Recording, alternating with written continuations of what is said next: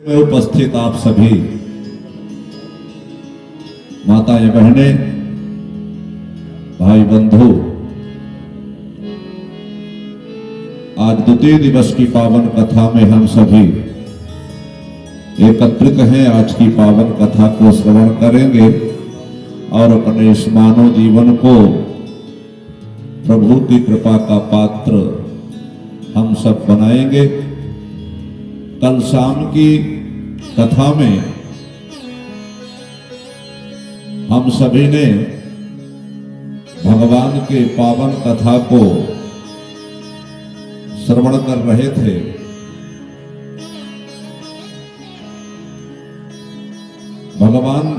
भागवत भगवान के महात्म्य की कथा को, महात्म्य कहते हैं महिमा को। भागवत सुनने की महिमा क्या है और भागवत को कैसे सुनना चाहिए, इसे कहते हैं महात्म्य। अच्छा, आप सभी को मालूम है हमारे सनातन धर्म में वेद कितने प्रकार के हैं? 4 वेद हैं। ऋग्वेद, यजुर्वेद, सामवेद और अथर्ववेद। चारों वेदों ने सोचा हम 4 हैं और भगवान एक है, एको ब्रह्म।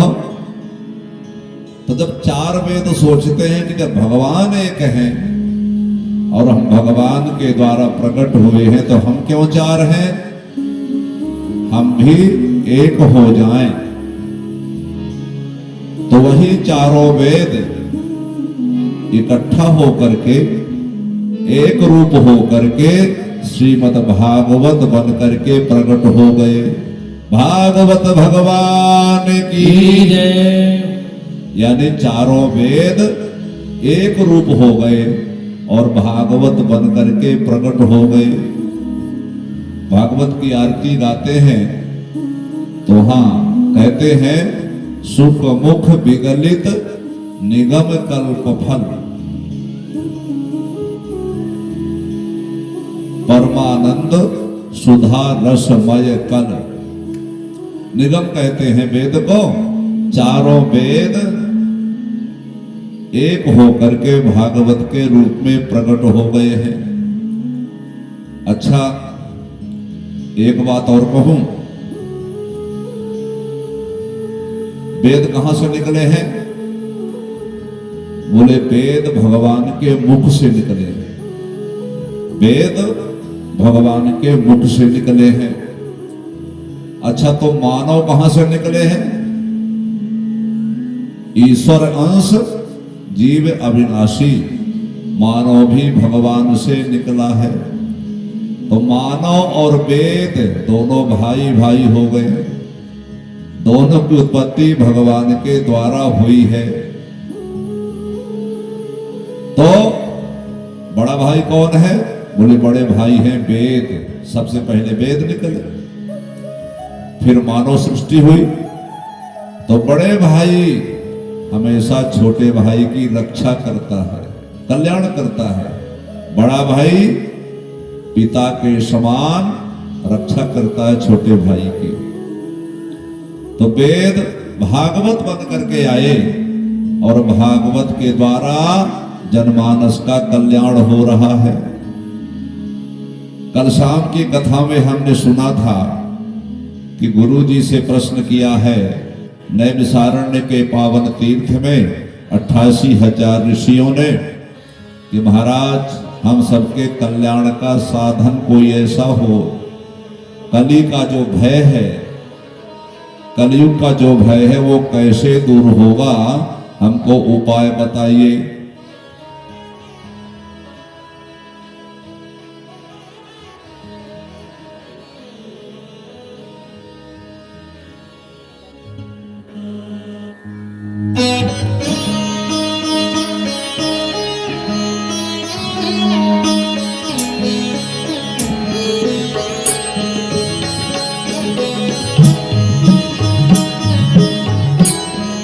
श्री माननीय नारायण त्रिपाठी जी के सचिव श्री गौर साहब जी भागवत जी को प्रणाम किए। तो सूत जी महाराज से सौनकादि ऋषियों ने जब प्रश्न किया है कि मानव के कल्याण का साधन क्या है बताइए, तो महाराज सूत जी कहते हैं सौनकादि ऋषियों सुनो, मानव के कल्याण का साधन अगर कोई है तो केवल भागवत की कथा है। कथा ही मानव को जीना सिखाती है। अच्छा, एक बात और ध्यान दीजिएगा, हमारे सनातन धर्म में दो ग्रंथ विशेष हैं। एक है श्रीमद् भागवत महापुराण और एक है श्री रामचरितमानस। हमारे सनातन धर्म की धरोहर हैं और दोनों भगवान के रूप हैं। दोनों में थोड़ा सा अंतर है, एक जीना सिखाती है और एक मरना सिखाती है। रामचरितमानस व्यक्ति को जीना सिखाती है। राम की कथा हमको जीवन में कैसे जीना है ये रामचरितमानस सिखाती है। और भागवत बोले भागवत मरना सिखाती है। कैसे सिखाती है? मरते समय अंत समय हमको क्या करना चाहिए वो भागवत बताती है। और ध्यान देना, मरना प्रत्येक मानव का है, ये प्रत्येक मानव का धर्म है। मृत्यु लोक का जन्म हुआ है तो मृत्यु जरूर होगी। और वो सिखाता कौन है? बोले श्रीमद् भागवत की कथा सिखाती है।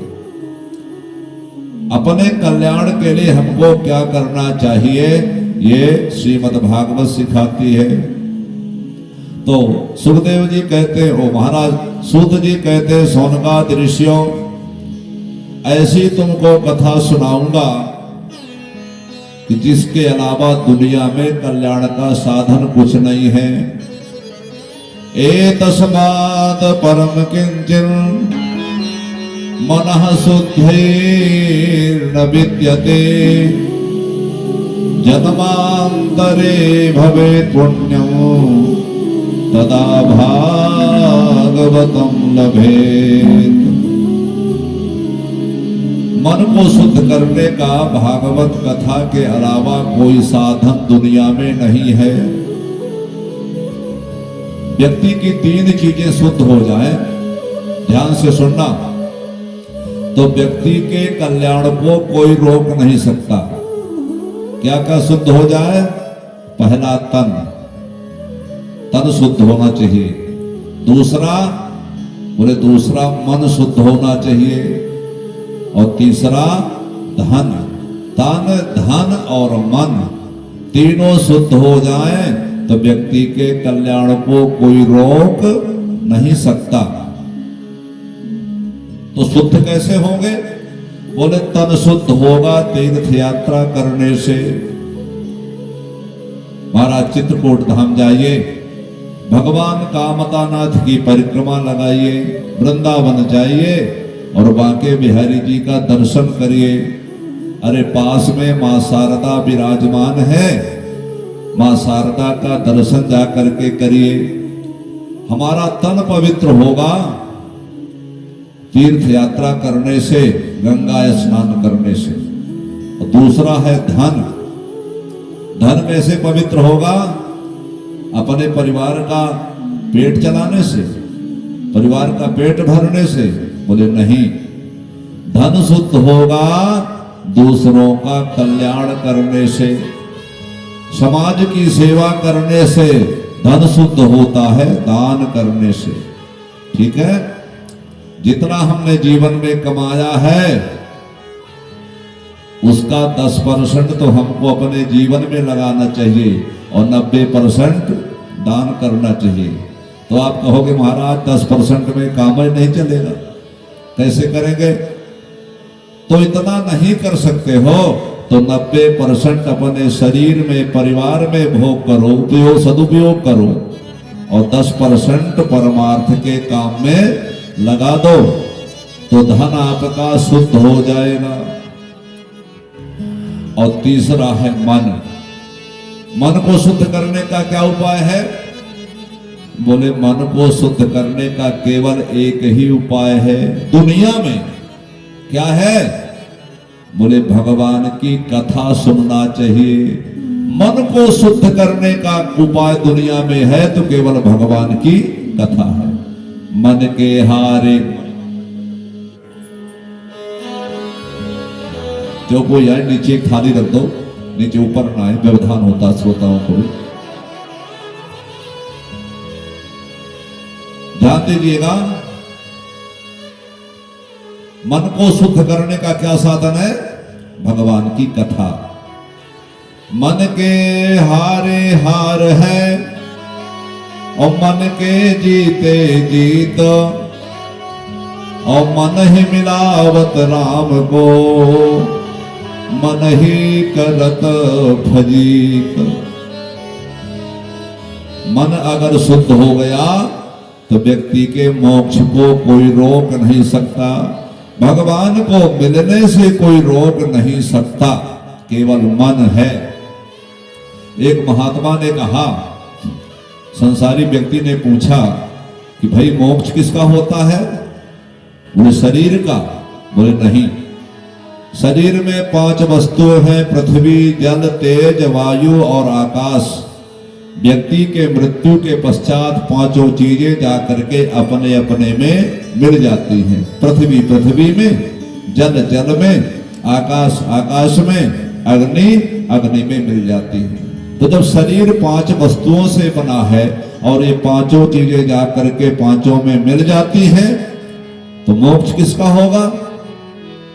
आत्मा का। आत्मा बची है? बोले नहीं। भगवत गीता में भगवान कहते हैं अर्जुन से, महाराज नैनम छिंदन्ति शस्त्राणि नैनम दहति पावकः। आत्मा को कोई जला नहीं सकता, आत्मा को कोई सुखा नहीं सकता, आत्मा को कोई मार नहीं सकता। ये अजर है, अमर है।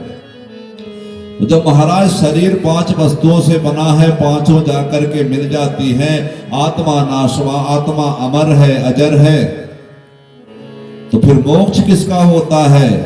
बोले मोक्ष केवल मन का होता है। जो मन भगवान के चरणों में लग गया उसका तो मोक्ष हो गया, और जो मन संसार में भटक रहा है तो फिर भटकता ही रहता है। मन के हारे हार है और मन के जीते जीत, और मन ही मिलावत राम को, मन ही करत भजीत। हमारे मोक्ष का साधन अगर दुनिया में कोई है तो केवल मन है। इसलिए मन को शुद्ध करने का कोई उपाय है तो केवल भगवान की कथा है। मेरे भाई बहन, अगर मन को शुद्ध करना चाहते हो तो जीवन में एक बात अपना लो, हमें भगवान की कथा प्रतिदिन सुनना चाहिए। भटकता हुआ मन शुद्ध हो जाएगा।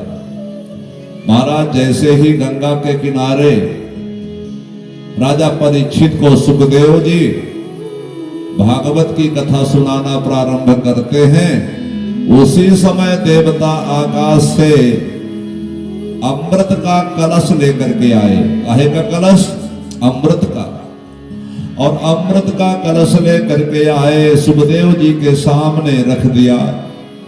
महाराज परीक्षित को मरने का श्राप है ना, तो इनको अमृत पिला दो, इस कलश में भरा हुआ है, और हमको भागवत रूपी अमृत हमको पिला दो। क्यों? क्योंकि महाराज स्वर्ग में सब कुछ है लेकिन भगवान की कथा नहीं है। अरे स्वर्ग में नहीं, दुनिया में किसी देश में भगवान की कथा नहीं होती। America, London, Canada, Japan, Australia, कहीं भी चले जाओ, भगवान की कथा, भगवान का अवतार केवल भारत में ही होता है। और इसीलिए हम भारत को माता कहते हैं।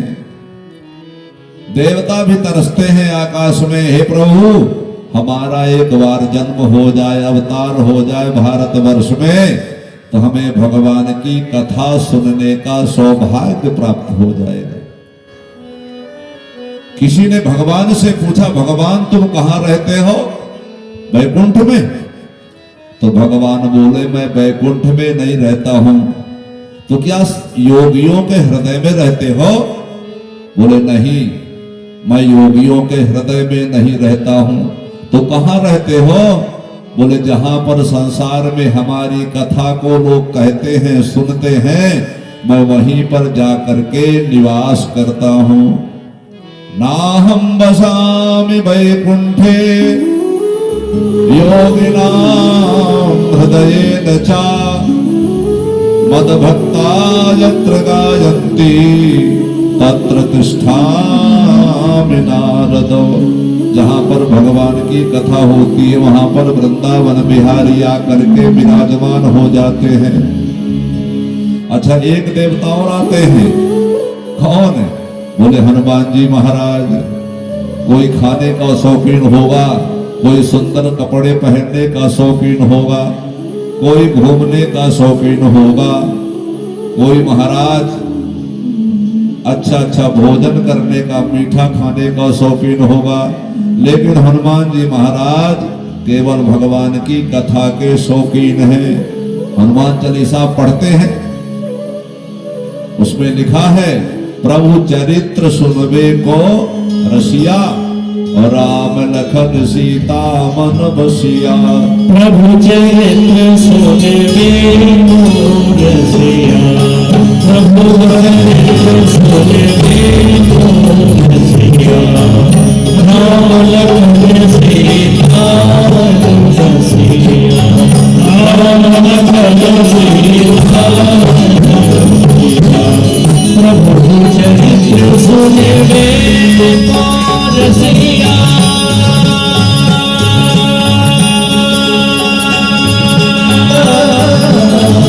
प्रभु चरित्र सुनबे को रसिया, राम लखन सीता मन बसिया। प्रभु चरित्र सुनबे को रसिया, राम लखन सीता मन बसिया। महाराज हनुमान जी भगवान की कथा सुनने के शौकीन है। तो जहां भगवान की कथा होती है वहां भगवान तो आते ही हैं। श्री हनुमान जी महाराज भी किसी ना किसी रूप में विराजमान रहते हैं। तो ऐसी पावन कथा सुनने के लिए देवता लोग सुखदेव जी के सामने गंगा के तट पर आए। प्रभु हमको कथा सुना दो, और परीक्षित को ये कलश में अमृत भरा है, परीक्षित को पिला दो। परीक्षित को मरने का भय दूर हो जाएगा, अमर हो जाएगा। सुखदेव ने विचार किया कि भागवत की कथा भगवान की कथा कभी बदले से नहीं दी जाती। ये व्यापार का विषय नहीं है, ये तो श्रद्धा का विषय है। और देवता बदला करने के लिए आए हैं। और बदला किससे करते हैं? बदला हमेशा बराबरी से होता है। दुकान में जाओगे, अगर 50 रुपए दोगे दुकानदार को तो 50 रुपए का सौदा आपको दे देगा। और महाराज कथा तो मणि के समान है और अमृत एक कांच के समान है। ये देवता बड़े कुशल हैं, बड़े होशियार बनते हैं। कांच दे करके मणि खरीदना चाहते हैं। देवता तुमको हम भागवत की कथा नहीं देंगे, तुम अधिकारी नहीं हो। क्यों? ये भागवत हमेशा श्रद्धा का विषय है, भक्ति का विषय है। अगर आपके मन में भक्ति है, श्रद्धा है, तो भागवत की कथा आपके हृदय में विराजमान हो जाएगी और आपका कल्याण भी कर देगी। भागवत व्यापार का विषय नहीं, सौदे का विषय नहीं है। अंत में सुखदेव ने देवताओं को मना कर दिया, जाओ हम तुमको भागवत कथा नहीं देंगे। और देवता नाराज होकर के, निराश होकर के वापस चले गए हैं। लेकिन टकटकी लगा करके गंगा के किनारे में देख रहे हैं। मैं देखता हूं कैसे भागवत की कथा परीक्षित का मोक्ष कर देगी महाराज। और जैसे 7 दिन पूरा हुआ, तक्षक सर्प आने वाला था परीक्षित को काटने के लिए, और उसी समय महाराज विमान आया भगवान का वैकुंठ से, और परीक्षित बैठ करके भगवान के धाम को चले गए। जब देवताओं ने देखा 7 दिन केवल कथा सुनने से परीक्षित का मोक्ष हो गया, तो महाराज निश्चित रूप से भागवत में बहुत बड़ी महिमा है, बहुत बड़ी ताकत है भागवत में। ध्यान देना। जाकर के देवताओं ने ब्रह्मा जी से बताया कि ब्रह्मा जी, मृत्युलोक में श्रीमद् भागवत की कथा है जो भक्तों को, मानव को मुक्त कर देती है। वो भागवत की महिमा अपूर्व है। तो ध्यान देना, ब्रह्मा ने सुना कि भागवत की कथा व्यक्ति को मुक्त कर देती है। तुरंत ब्रह्मा जी ने सत्यलोक में तराजू का निर्माण किया। कौन सा तराजू? बोले मन रूपी तराजू। और तराजू का निर्माण करके तराजू में 2 पलड़े होते हैं। एक पलड़े में ब्रह्मा जी ने सारे साधनों को रखा, जितने भी धर्म के साधन हैं सबको रखा, और दूसरे पलड़े पर ब्रह्मा जी ने भागवती को रखा। तो जो बजनी होता है, आपने देखा होगा दुकान में, जो बजनी होता है वो पलड़ा नीचे हो जाता है, और जो हल्का होता है वो पलड़ा ऊपर हो जाता है। तो जिस पलड़े में भागवत जी विराजमान थी, वो पलड़ा तो जमीन में बैठ गया, और जिस पलड़े में संसार के धर्म के अन्य साधन रखे थे, वो पलड़ा ऊपर उठ गया। महाराज एक महात्मा कहते हैं कि सब साधन पर गए हल्के, सब साधन पड़ गए हल्के, और पलड़ा झुका कथामृत का, पलड़ा झुका कथामृत का, पलड़ा झुका कथामृत का।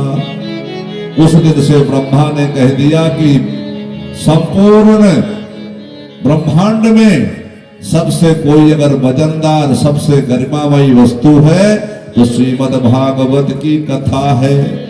जब ब्रह्मा ने घोषणा कर दी, साक्षात भगवान का रूप है। मेनिरे भगवद रूपम शास्त्रम भागवतम कलौ। उस दिन से ब्रह्मा जी ने मोहर लगा दी कि भागवत कथा साक्षात भगवान का रूप है।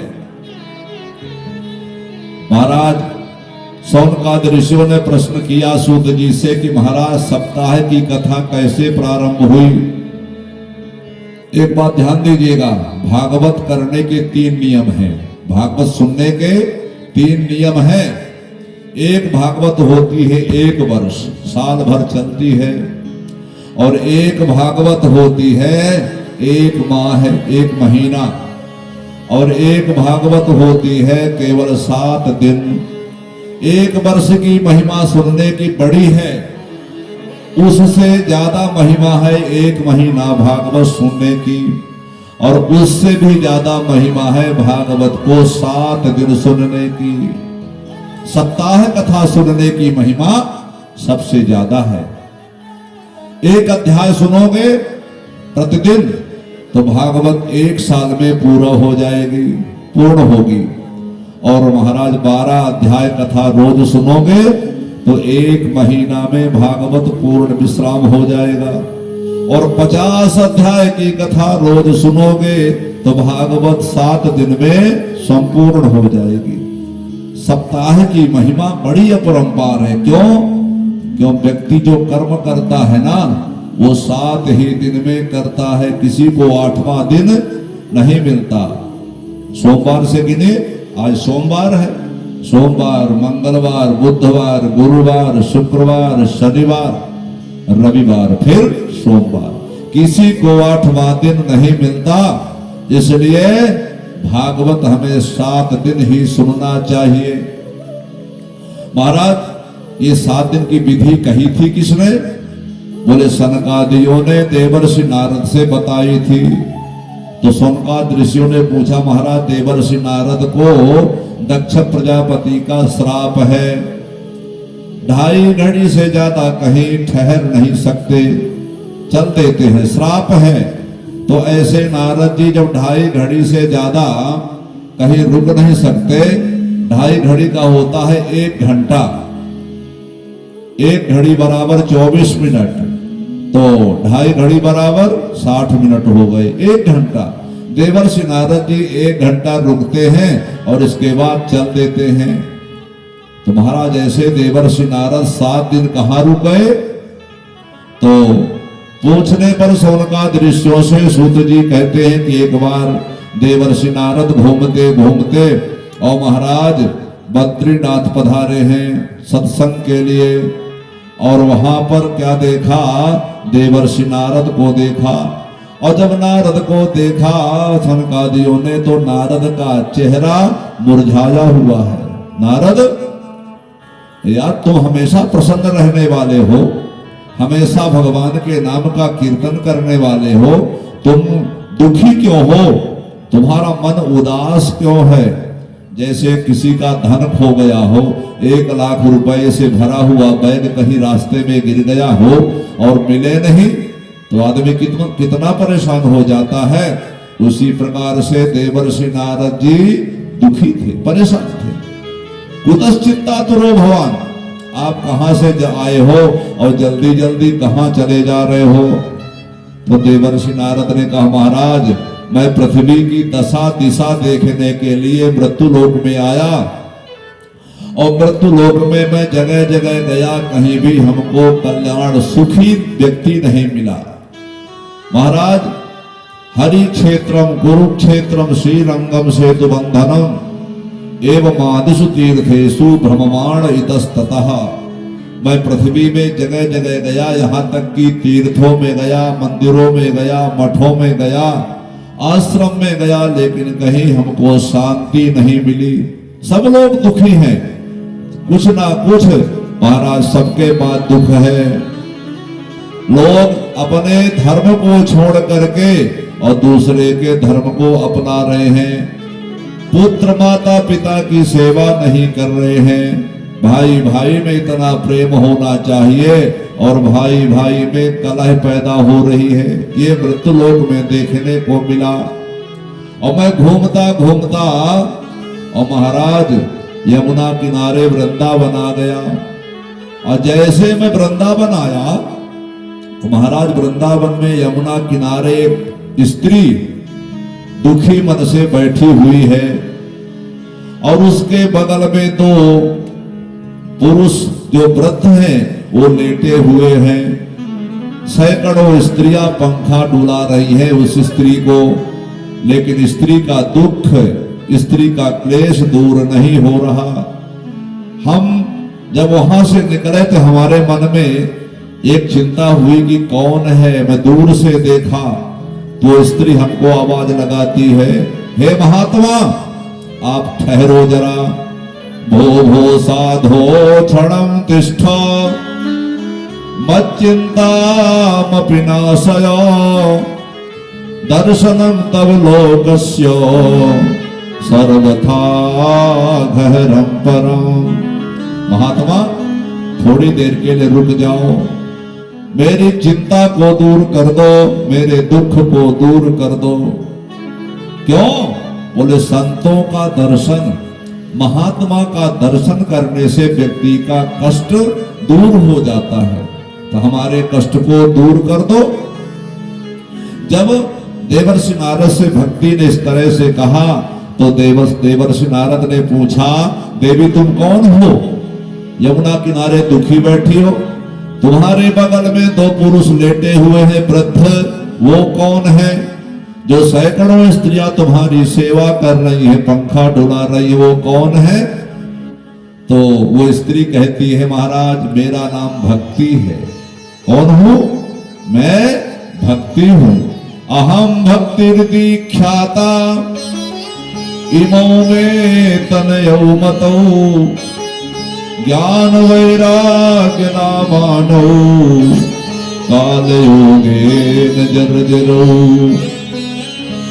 महाराज मेरा नाम भक्ति है और हमारे बगल में जो पुरुष लेटे हुए हैं दो वृद्ध है, ये हमारे पुत्र हैं, बेटा हैं। इनका नाम है ज्ञान और वैराग्य।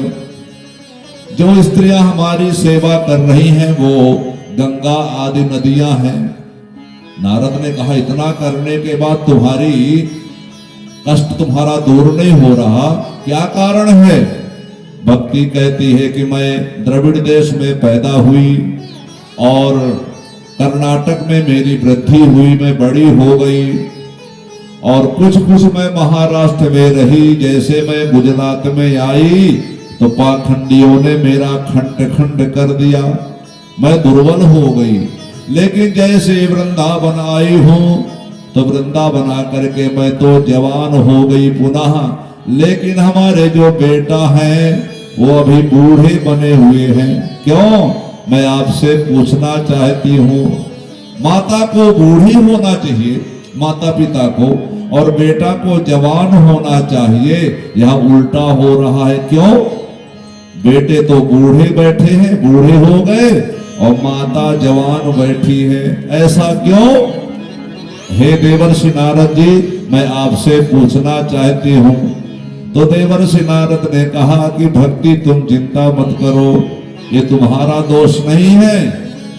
ये कली के प्रभाव से ज्ञान वैराग्य को कोई पूछने वाला नहीं है, भक्ति को कोई पूछने वाला नहीं है। ये तो वृंदावन की महिमा है जहां पर आने से तुम जवान हो गई हो। भक्ति कहां पर है? भक्ति अगर दुनिया में कहीं है तो केवल वृंदावन में है। भक्ति का कोई विद्यालय है, भक्ति की कोई पाठशाला है तो केवल वृंदावन है। आप वृंदावन जो गए होंगे वहां महाराज मिलने वाले भी, दुकानदार भी, रिक्शा वाले भी अगर आवाज लगाना होगा तो घंटी नहीं बजाते, नाम नहीं लेते, क्या कहते हैं? राधे राधे। क्या बोलेंगे? राधे राधे बोलते हैं। तो रिक्शा वाला राधे राधे कहेगा तो आदमी समझ जाएगा कि रास्ता मांग रहा। कोई आवाज लगाएगा दूर से तो नाम नहीं पुकारेगा, राधे भैया राधे राधे, तो आवाज सुन लेता कि हमको कोई बुला रहा है। तात्पर्य यह है कि धन्यम वृंदावनम तेना भक्ति नृत्यति यत्र चा। धन्य है वृंदावन की महिमा जहां पर भक्ति आज भी नृत्य करती है। लेकिन तुम्हारे ज्ञान वैराग्य को कोई वृंदावन में पूछने वाला नहीं है। भक्ति इसमें तुम्हारा दोष नहीं है, ये युग का धर्म है। लेकिन चिंता मत करो, भगवान वृंदावन बिहारी वृंदावन में विराजमान हैं, वो तुम्हारी रक्षा करेंगे। तुम चिंता मत करो। तुम्हारे शब्द के कारण, एक वचन को सुन करके ध्रुव जैसा 5 वर्ष का बालक भगवान को प्राप्त कर लिया था। यहां तक कि राक्षस का बेटा होने के बाद, दैत्य का बेटा होने के बाद प्रहलाद भी भक्ति करके भगवान नरसिंह को प्राप्त कर लिया था। ये भक्ति तुम्हारी महिमा है, तुम चिंता मत करो, भगवान तुम्हारी रक्षा करेंगे। एक बात और कहूंगा यहाँ पर, ये आपके मतलब की बात है। भक्ति 3 तरह की होती है। संसार में सनातन धर्म में ऐसा कोई व्यक्ति नहीं होगा जो भक्ति ना करता हो। अरे 2 मिनट सही, स्नान करके आएगा तो घर में शंकर जी की मूर्ति रखा होगा, शारदा मैया की मूर्ति रखा होगा, तो 2 अगरबत्ती जरूर लगाएगा। सनातन धर्म का कोई ऐसा मानव नहीं होगा जो भगवान की भक्ति ना करता हो। लेकिन ध्यान देना, भक्ति 3 तरह की होती है। एक होती है उत्तम भक्ति, दूसरी होती है मध्यम भक्ति, और तीसरी होती है अधम भक्ति। उत्तम भक्ति कौन होती है? विचार करिएगा। हमने भगवान की पूजा की, हमने भगवान की सेवा की, और सेवा करके भगवान से हमने क्या मांगा? बोले भगवान को ही मांग लिया। प्रभु हम केवल आपको चाहते हैं। ये भक्ति कौन सी है? ये सबसे उत्तम भक्ति है। अच्छा, दूसरी होती है मध्यम भक्ति। मध्यम भक्ति कौन सी है?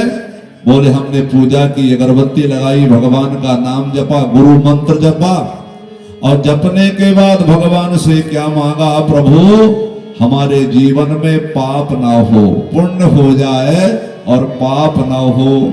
उस भक्ति का नाम है मध्यम भक्ति। पुण्य हो जाए और पाप से हम बचे रहें, उस भक्ति का नाम है मध्यम भक्ति। और तीसरी है अधम भक्ति। अधम भक्ति कौन है? भगवान की पूजा की, भगवान का पाठ किया, परिक्रमा लगाई, प्रणाम किया, और जब फल लेने की बारी आई तो कहता है भक्त की, हे भगवान हमारे बेटे की नौकरी लग जाए, हमारा व्यापार अच्छी तरह से चल जाए, हमारे घर में धन का भंडार भर जाए। तो भगवान की भक्ति करके संसारी वस्तु की कामना करना, ये अधम भक्ति है। अरे भगवान जो तुम्हारे भाग्य में लिखा है, जो तुमने जीवन में कर्म किया है, तुमको मिलना ही मिलना है। भगवान की भक्ति करो तो केवल भगवान से भगवान को मांग लो, प्रभु मैं तुम्हारा हूं और तुम हमारे हो। और इतना कह करके भगवान को प्रणाम करना चाहिए। नारद जी कहते हैं भक्ति तुम चिंता मत करो, तुम्हारी भगवान रक्षा। यदि सनातन धर्म के प्रत्येक प्राणी के हृदय में भक्ति मैंने तुम्हारी स्थापना ना कर दी तो मैं